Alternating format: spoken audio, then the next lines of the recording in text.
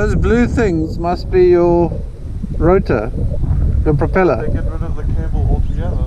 Yeah. So that's your propeller. So they drop that in the water, and then these hydraulics from the generator that drives them this way or that way. But what about steering? I mean, well, no, you've got two propellers, so you just use your propeller for steering. so that will, so the one will go left, the other one will go right. Yeah. But it's a bit of a silly system because unless they use the cable,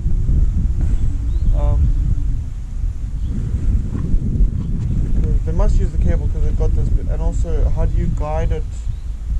Yeah, so if you got a wind, it's going to drift. Every time, yeah. Doesn't matter what you do with your propellers, it's going to drift. Yeah, this is massive compared to what they've got there. Yeah.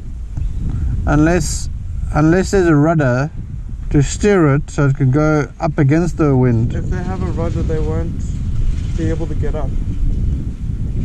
You'll need a reasonably sized rudder. You're right.